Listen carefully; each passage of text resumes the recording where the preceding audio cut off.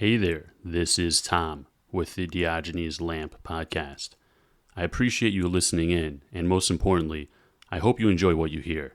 Before we start with today's episode, I'm going to ask you for a small favor.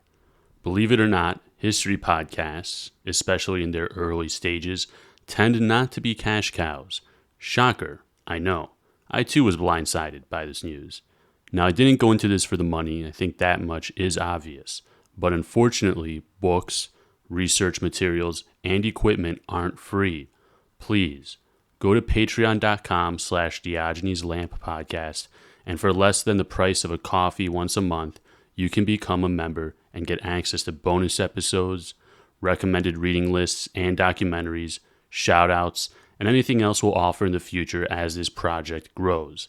If you are especially broke, hey, I get it, but please, make sure to give us a 5-star review when you listen to us on Spotify or Apple Podcasts, and subscribe to the pod on your preferred podcast listening medium. Your support is appreciated, and more importantly, it is needed in order to keep this operation going. On that note, I hope you have a great day, and now back to the show.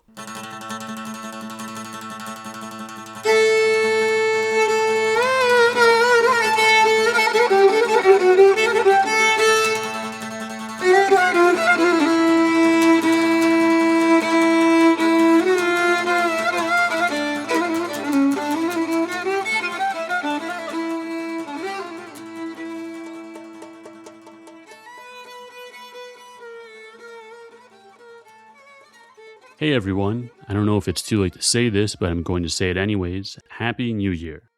May this year be better than the last. Before we go any further, I wanted to give a huge shout out to all of you listeners from all the way down under in Australia, to Qatar, to Germany, to Europe in general, and of course, all the listeners here in the US of A. Thank you. I want to give an even bigger thank you to our Patreons. Your money goes directly, and I mean directly, to helping to pay bills, helping to pay research materials, and other things that make this project possible. With that being said, let's give those Patreons a shout out. Rong Tao Wu at the rank of Elephantarchis, which provides an extremely generous $20 a month. Huge help. This donation alone entirely pays for the monthly cost of getting the episodes onto listening mediums like Spotify and Apple Podcasts, just to name a few, which is what you pay like a distributor to do for your information in case anyone's thinking of starting up their own podcast. Thank you for the kind words, by the way, as well, that you left on YouTube in the comments section, specifically on the episode about the 4th of August regime. I agree, it is a very niche, under-discussed topic, but niche stuff is something that I wanted to cover when I created this podcast, so I'm glad the content matches your interests. Megas Yorgos at the rank of Zoarchos is a very generous $10 a month rank. Huge help when it comes to paying for other bills, which there are many. Lastly, we have Darth Mather at the Taxiarchos rank, which gives a generous $5 a month. These monthly donations make a huge difference. It may not seem like a lot to the listeners or to the people that are giving the money or whatnot, but it's a lot. It's a lot, and it's a lifeline to this podcast. It may just be the price of a coffee or 2 or maybe 3 coffees even per month, but it makes a huge difference. So thank you so much. Now that we got that stuff out of the way, let's talk about today's episode. From all the way down under, I was able to get on the pod Terry Stravridis. Terry's a Greek Australian historian who has published and written on a lot of topics that we cover on the pod. He's published several books on the Greek and Assyrian genocides, in addition to articles and conference papers on everything from the Deportation of Pontian Greeks to the Pangalos Dictatorship, to articles on Kondylis, and even on the plight of Greek POWs after the Asia Minor campaign. So, some pretty niche stuff that matches with many topics we've covered on the pod, which is, of course, how I found Terry in the first place. But today's episode won't be on any of that stuff. Instead, we're touching on the politics of Diaspora Soccer rivalries, specifically in the Melbourne area of Australia. Terry is a huge soccer fan, and this is a topic he really wanted to talk about, so I thought, why not? I definitely learned a lot. as it was a topic I wasn't especially keen on, but I'm glad we had the discussion, and I had a really fun time talking about all the soccer stuff with him as well. So it was a really cool convo. Additionally, I have a couple of loyal listeners in the land down under, so this one's for you guys. A couple of notes for the listeners, especially for non Greek or non Balkan peoples. The topic itself is on some local semi professional teams that have links with the Slavic population of the country of North Macedonia, people who call themselves Macedonians. Additionally, other topics include other teams that have links with Hellenic people with links to the Hellenic region of Macedonia, people who also call themselves Macedonians, and then a couple other club teams with links to the Cypriot diaspora and some other regions of Greece. During the talk, you may hear Terry use the word skops. This is short for Skopiani, which is a term some Greeks use to refer to people from the country of North Macedonia, which was renamed to North Macedonia in June of 2018. Skopje is the capital of North Macedonia. There's nothing vulgar about it in the sense that it's not intended to be vulgar. It's used because, frankly, to a Greek, calling someone from the country of North Macedonia Macedonian is practically on par with calling someone from Sweden who moved to Belgrade a Spartan. A lot of Greeks are resentful that the rich ancient history of the Hellenic region of Macedonia, Alexander the Great included, was and in some cases still is being culturally appropriated by Slavs who speak a language that is practically identical to Bulgarian. Nothing against Slavs. I have many Slavic friends. We grew up with many people in the people that call themselves Macedonians, people from North Macedonia. You know, we breathe the same air, as a Kosovo Albanian once told me. So yeah, it is nonetheless though cognitively disorienting for Greeks who can still read inscriptions from ancient Greek ruins to this day to be told by Slavic speakers that they are Macedonian. But I digress. With the Precipice Agreement of 2018, this issue and many other issues, I think, have been pretty well addressed as far as any deal goes. And, you know, you never get a deal where both sides get everything that they want. In many cases, a good deal is one where both sides feel screwed. Anyways, that's a discussion for a whole nother day, for a whole nother episode. I thought a little context was important to provide before we got into this discussion. I hope it helps you guys out. I had a great time recording this, and I hope you learn a thing or two by listening to it as well. Enjoy. All right, Terry. Well, thanks a lot for joining us today, and all the way from down under. Hope you're enjoying your time in the States. Today, we want to have you on to talk about your experiences, if you could, with it sounds like soccer hooliganism, if that's the right word, and between some, you know, cultural and ethnic strife or whatever the case between pretty much the Greek community in Australia and the people of the country of North Macedonia. I didn't even know that this was an issue that was going on. But before we get into that, can you give me kind of your background? You have some professional experience. You run the Macedonian Institute down there. Well,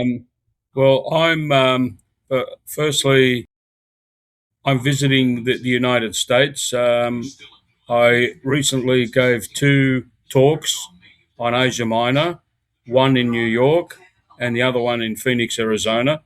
The one in Phoenix was the most successful of the 2. I thought I'd only get maybe 10 people. I ended up getting 60, which was really a great surprise to me. And that was it made my trip worthwhile. And we've got a few fires in the iron about with the community there to do something very serious in the coming months. But anyway, we'll leave that for another time. Yeah, we'll have you back on another time for sure to talk about. Yeah. Trust me, there's a lot of things we can talk about with you, Terry, especially a lot of stuff that goes over with our podcast as well that we've covered and whatnot. Yeah. Well, the other thing is that I'm very passionate about the game called soccer here in the US. In Australia, it's called football, but a lot of people call it soccer over there as well. I've been following the round ball game, as it's called, or the world game, since the early 1960s. I used to follow originally a Greek team called South Melbourne Hellas, who were founded in 1960, and then I abandoned them and finally changed over to Alexander the Great, Megas Alexandros, and I've been a supporter of the team ever since.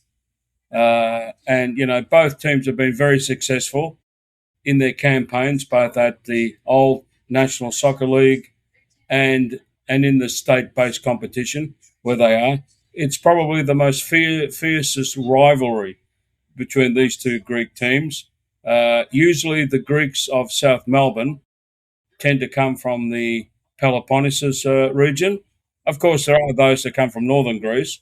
A lot of But Magnates, probably, like me. A yeah, lot of yeah, and a lot of and of course a lot of the Alexander supporters come from Macedonia, from Macedonia, Vivels, Greek of course. Yeah. Macedonia, and some of them actually come from the region of Florina or Lerin, as the Scops call it, Oh, and yeah. and some of our supporters actually at Heidelberg games. I've heard them speak both Greek and that dialect Right. as well, I'm or that sure. language. Yeah, absolutely. But of course their national consciousness is Greek, even Right. though they may speak that Yeah. language. Yeah, absolutely. I mean, I was just actually, it's funny you talk about that. I'm reading a book. I don't want to go too much into that. I want to stick to the soccer thing because it's very interesting because it's just so over my head. I don't know anything about this, but I just got this book actually. It's called Confessions of a Macedonian Bandit by this Californian who in 1908 decides to go to Ottoman Macedonia, and he encounters Greeks and Bulgarians and yada, yada, yada, and so on and so on. But he talks about how there are Greeks that are speaking Bulgarian and vice versa. And, it's the Balkans and, it's different and complicated in that respect. But that's really interesting. I've never met a Greek that spoke, both Slavic and Greek. But, Well, the other thing too is Tom, that in the history of these two great clubs, that the rivalry is very fierce. So this is between Megas Alexandros And South Melbourne and Hellas or Hellas. and Hellas. Yeah. Okay. So two Greek teams, Yeah. the Peloponnesians and the Macedonians. Yeah.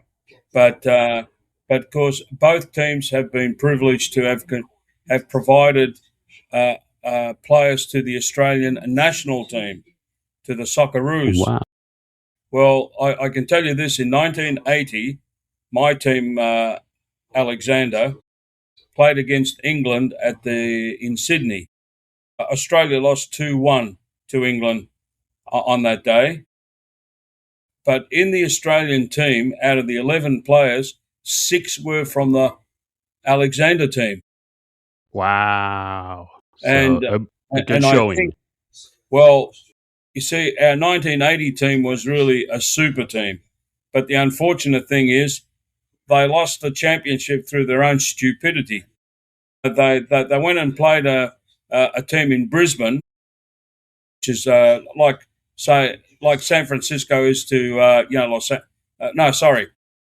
let's say Los Angeles as is to Seattle in distance, about Wow. 1,200 miles. Okay. Jeez. So on that day, that they go and lose 7-0 to Brisbane, and then the following week they bounce back and win the game. But the unfortunate thing is that the team that won at Sydney City, that loss was that what Sydney City won that game, and we lost, and they won the championship, but basically on that stupid loss, that we had. But Right. that's the difference. But there's one difference between the two teams. My team has been relegated to lower divisions over This the is years. Megas Alexandros, Yeah. your team, obviously. Yeah. And they've always bounced back very quickly the next year or the year after. And really, probably our most successful period is probably now. In 2017, 18, 19, we won 7 trophies at the state level. And we also were the Australian National Premier League champions in that year. Wow. So, And it sounds like football is a serious is a real way to kind of connect even beyond the church, right? Which is the Yes, yes, traditional way, yes, even more yes. so. Yeah, That's yeah, really cool. You guys have that. yeah. Now, uh, I want to focus now on the on our great opponents, which is either Altona Magic, now known or previously known in another life as Altona Vardar. Oh, Okay, wow. and then you've got uh, Preston Macedonia, which is the Skopjani, the Right. And Scots. I looked into them, the Skopje. Their nickname is Macedonia or whatever it's Yeah, called and they whatnot. of course they call themselves the Preston Lions. Is the other thing is, but in the recent for the in the at the end of the 2025 season in Victoria, we had what was called the playoff series. Okay, now our team finished second in the regular season. Okay, Heidelberg, as now we're known as Heidelberg United Alexander Football Club or Soccer Club. We finished runners up this year in the normal home and away games. We won. We then were able to proceed to the semi-finals, and we played against the Preston Lions. And Ooh. the game was played at the Olympic Village. And the reason why our ground is called the Olympic Village is because in 1956 that was the training ground for the athletes that went and participated in the Melbourne Olympic Games of 1956. Oh, wow. So you guys had the Olympics in 1956 in Melbourne. Yes, Got yes, it. in Yeah, yeah. Melbourne. Now the old the the the Olympic Village at one stage used to have a running track, and that was taken out a couple of years ago, and they've made it now purely for football or soccer. Okay, uh, An upgrade for you guys. yes, yes. I used to live about a kilometre from the Olympic Village where my Oh, team lucky you, plays. man. Yeah, I've moved out of the area now. I'm Right. about 10 minutes away now. That's still not far. Still really Uh, nice. Yeah, for a soccer Now fan. in 2025, we played in the Victorian in the National Premier League men's semi final. We played against the Preston Lions. It was a very fiery game. We won the game, so we made the grand final. Now the Preston supporters, they're a very well backed club. They have a big following. But what our club did was to avoid problems. They herded them over and put them in a restricted area where all the Preston supporters stayed in this area and not move and intermingle with the They kept you with them. guys segregated. Yeah, They so kept to you avoid separated. problems. And of course they started throwing flares onto the park. I mean, our play. Well, we're Oh, guilty too. wow. We lit some flares too, but in the grandstand. But they actually threw some flares onto the ground, and Yeah, that's not one or good. two of those flares missed some of our players. Jeez. Yeah, And that's rowdy. oh no, the behaviour I was. mean, it's not European rowdy levels, but for Australia, it sounds like it's a lot. I mean, in Oh America, people barely even stand up for soccer games. So, I mean, I'm sure you guys are way yeah, above that, obviously. But yeah, that was absolutely disgraceful. And look, the even the Preston committee, the Preston Lions committee, they even condemned the action of these guys. Apparently, in the CCTV, they captured, I think, an image of one or two of these guys, and of course, the police will pursue them, right, for throwing flares and all that, because under the rules of Football Victoria, who run the game at the state level, well, they said very clearly that flares are banned, and clubs involved if can be fined and lose points for the next coming season and before the season starts. Now you start at a deficit. right. So Yeah, we've you had know, some. Oh, sorry to cut you off. Go ahead, Terry. yeah. So we've had some. So we've had problems with these guys. For example, But one thing that I remember as a supporter back in, what was it, 1988, I think it was, we got relegated. We were in the old National Soccer League, and then we got relegated to that was then known as the Victorian State League or Premier League. Okay, Hmm. and I think it's 1987 the season. I just need to get my facts Right. straight a little bit here. Um, we finished near the bottom, and so they kicked us out of the old National Soccer League, Hmm. and then we played in the in the state league. But one of our latter games against Preston. Preston were a very good side in that year. They finished runners up in the old National Soccer League. They had a very good side, and we were just absolutely terrible. By Preston, in that day, they were lighting. I remember that they were lighting. The Greek flag. They were burning Oh it. my gosh. Yeah, They're yeah, burning the yeah, Greek flag. Well, yeah, if you think about the timing of that, right? It was just when things were starting to, yeah. In with Yugoslavia, the old Yugoslavia. Yugoslavia was starting to break up, Right, and right, right. what actually happened was some of our supporters were trying to do things, trying to start trouble. I said, look, leave them alone. Let them be the idiots, not us. Right, right. Yeah, that's how you got to be with Anyway, these guys. Yeah. and then and then and then some of our supporters started to do things to their flag, and Naturally. Yeah. I said, look, if a fellow Preston supporter came up and he asked you what the hell you're doing, you know, he would have every right to hit you in the face.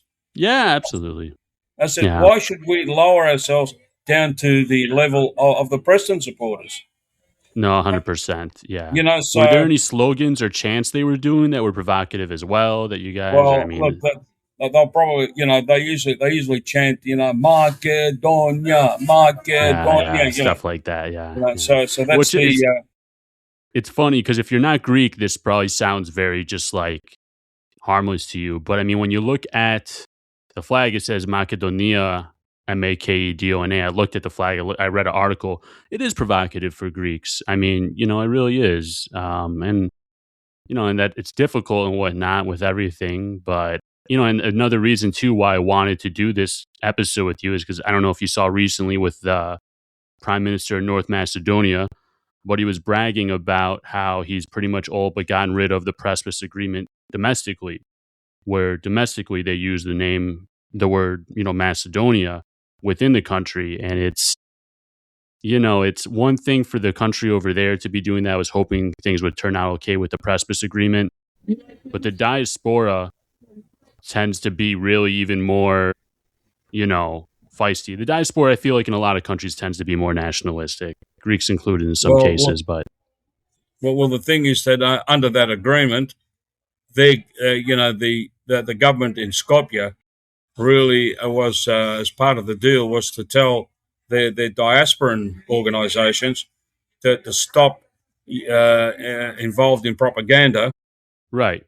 and to Yeah. remove the symbols of Virginia and and the name of Alexander the Great and all that, and to remove these stupid maps showing Oh northern Greece, yeah. which These are belongs to them. ridiculous maps. I mean, if you see some of this stuff, I'll have to post them for the Instagram, but I mean, it's all of Thessaloniki, obviously, and the three legs, Halkidiki, and everywhere else. And it's really ridiculous. And it's the diaspora groups that are pushing it a lot of the times the most. I mean, they tend to be, from what I've seen, the most, rabid about this kind of thing. I mean, in Yes, Detroit, we've had a lot of issues. I mean, Detroit is like the Balkans pretty much. We have every flavor of the Balkans. But even growing up, we had a soccer league of Orthodox peoples, right? Serbs, Greeks, Armenians. We were never allowed to play St. Mary's Macedonian Church in Metro Detroit area during the yeah, regular season, only during the Pan Orthodox League tournament, which was all yeah, the teams yeah, yeah. for Well, that specific reason. well. The thing is, Tom, what I can also share with you, many years ago when I was working as a historical researcher at the National Centre for Hellenic Studies and Research at La Trobe University in Melbourne, Australia, I was a I was in charge of the British, US, and Australian National Archives. Okay. Now, aside from that, my boss at the time, he decided to put me on a different plane. When I say not an aeroplane, but to change directions, and I got a Gotcha. little bit Okay. upset with him because I was doing some research on Asia Minor, and so he said to me, Stavridis, I'm going to change you from doing that to getting involved in soccer history. And Oh, wow. of course, what happened was my friend Alex Katsifaris in Melbourne. He started 12 months earlier, interviewing, collecting information on the Greek soccer clubs that in Australia, and he had four steel filing cabinets full of information that he had Wow. collected, but he didn't know how to put this stuff together. So in the end, Professor Tami said to me, "Okay, Stavridis, what you're going to do is you're going to write the history of the Greek soccer clubs." And Oh, wow. yeah, and so in the end, I went through drawer by drawer, file by file, and we wrote a 500-page history of the Greek Australian soccer clubs. Now, of course, it's like you could say like an encyclopedia of the Right. clubs. Right. Now, there's one chapter which I think ran for about 140 pages, but it was the history of the Greek soccer clubs that had participated in the old National Soccer League. Wow. And, and each club, the history of each club ran, I don't know, 35, 40 pages long. Whoa. You know, Yeah. This is so, something you still have? I mean, it's like just a well, piece, an here's the article you thing, have? my friend. Um, that manuscript was never published. It has remained unpublished since 2007 when we finished it. In fact, at that time, when I was working at La Trobe, uh, I phoned a number of the major Greek soccer clubs in Melbourne at the time, and I said, "Look, we're writing your history. Right. What we want from you is if you all can give us a sum of money to defray the production costs so we can publish this book." Well, Yeah. unfortunately, they all gave us the usual, story. Well, you know how things are and all, when people start telling you that, well, they're not really Yeah, interested. yeah. You'd think they'd be interested in that. I mean, it's their own history. Exactly, You'd imagine so anyways, right? exactly, exactly. That's silly. And of course, we, what we, what we did in the end was we had to abandon the whole project. Right. We tried in 2019 and 20. We brought in this young guy to actually look at the book and to revive it. And so we did a bit of brainstorming at the time to try and sort of finally bring it out as a book. There was a lot of dithering. Yes, we'll do it this way, we'll do it that way.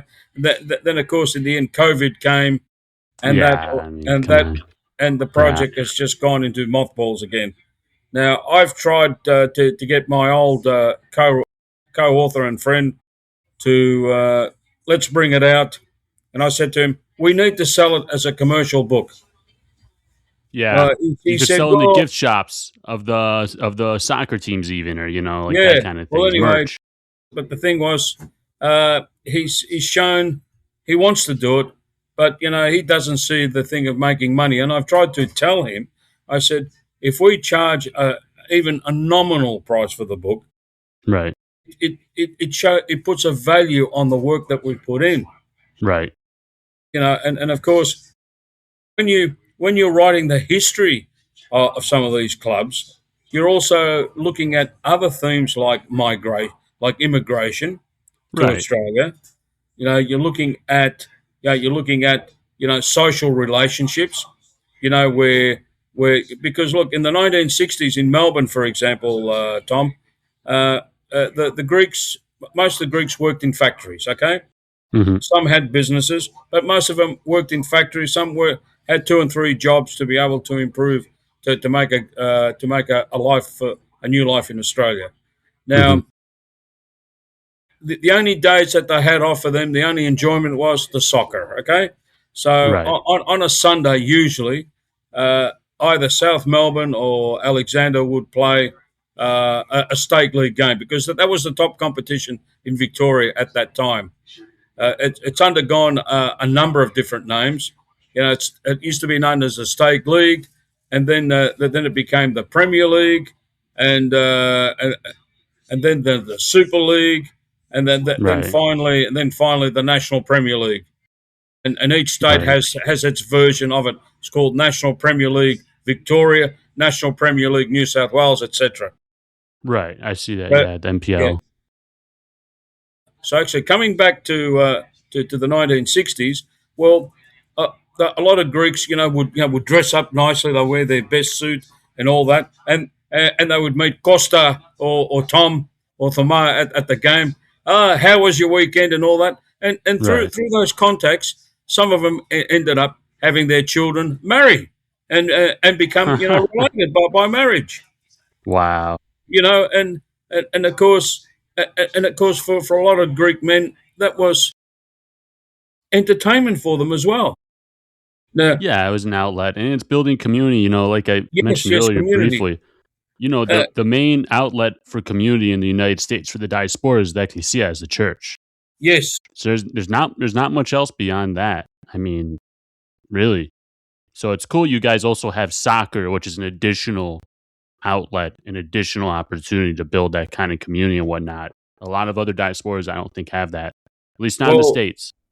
we actually found out, like for example, in Australia, we have some Greek Cypriot clubs. Oh wow. Uh, there, there was one. I don't know if they're still in existence because I mean, uh, the last time that I really looked at this manuscript was about 10 years ago. Okay, Right, so right, I'm going from memory here. right. And I don't know if this team exists, but in Sydney, for example, there was a Cypriot team called the Stanmore Hawks. Hawks. They were a Greek Cypriot team in Sydney.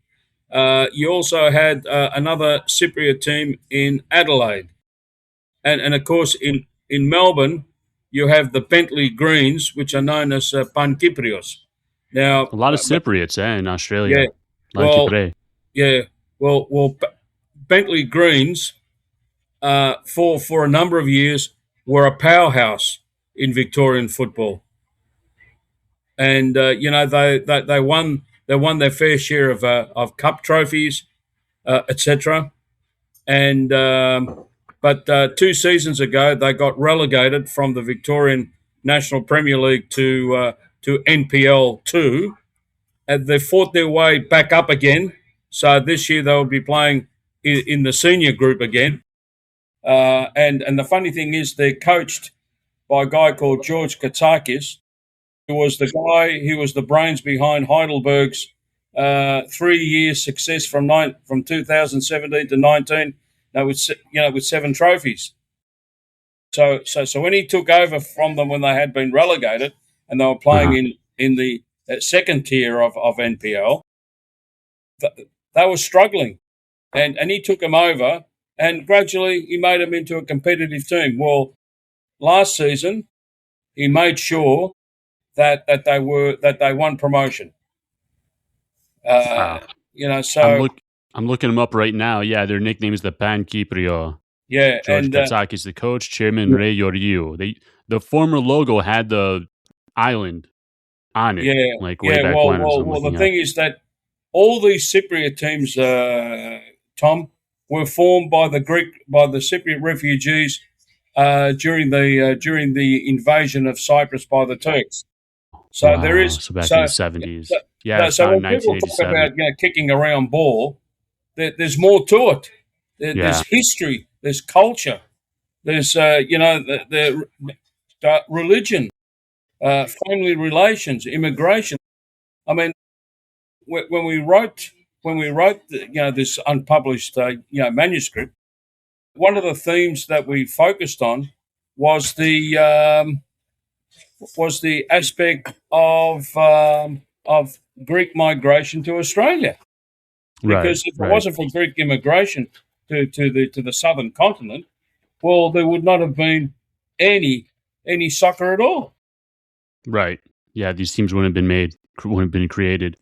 Yeah, it's really amazing that you guys have so many teams, Greek teams, I should say. Right, you have a couple Cypriot teams. You got a team made of Peloponnesians, of Macedonians, of all across Hellas. Yeah, I'm on their website right now. Actually, the Bentley Yeah. Greens. Well, the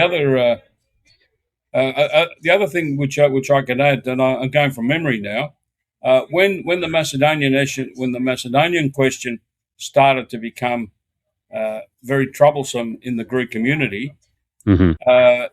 The presidents of the two big Greek clubs of Hellas and Alexandros, they worked together on this issue.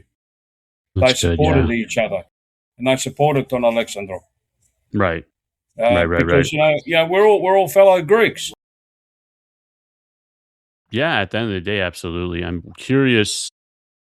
Founded 1947. Wow. So they've Well, been around a while. That other yeah, team, the they have. Preston They have. Lions. Well, there's another team. There's another team called Northcote City, and they play in NPL two. Hmm. Now, Northcote City won the National Premier League in 2013, but they were originally known. They first were known as Princess Park, Hercules, and then later on they became, Iraklis Oh. Wow. Huh. or Hercules. Yeah. And the funny thing is, when they,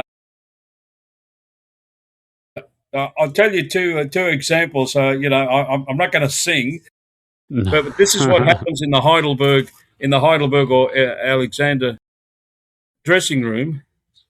But for example, when we win, everyone cheers loudly, and Uh-huh. then and then the team sings, "It's a grand old team to play for.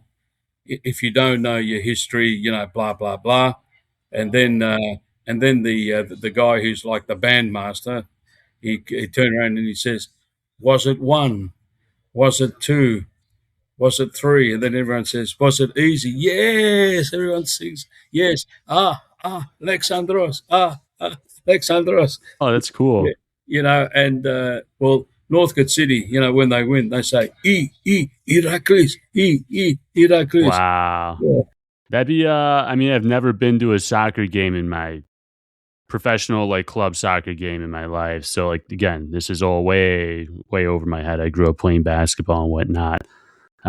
No, it's the biggest sport in the world. I mean, you have to check that out. But I'm pretty sure soccer is obviously the biggest sport in the world.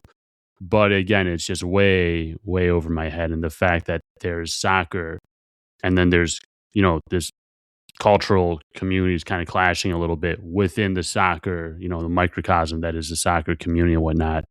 That's just really interesting. We have that a little bit in the basketball leagues in Chicago and the Midwest and Metro Yeah. Detroit. There is that because we have Serbs, we have Greeks, we have Armenians, Egyptians, sometimes we have Nigerians and whatnot. But I mean, really, there's not much conflict except for a little bit sometimes between the Greeks and the Well, other I was whatnot.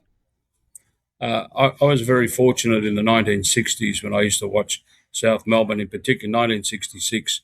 I remember South Melbourne brought out as captain coach a guy by the name of Kostas Nestoridis.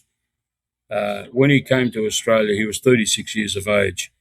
He was one of, in all of Greek's football history, he's one of the greatest players of all time. Okay, and when he came, the grounds used to fill up in Melbourne, whether we were playing at home or playing away.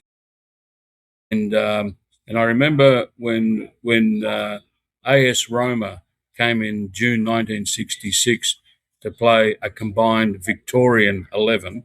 Well, he was in the team.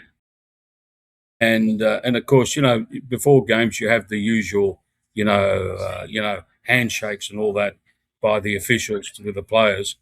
And of course, the Romans, AS Roma, the first player that went to salute was him because they knew his reputation, what a class player he was. Now, right. The one thing that made this player extraordinary, and I can tell you this: if he played today, he would have been amongst the great players of world football today. Okay. Now, this is the Nestoridis guy you're talking about. Yes.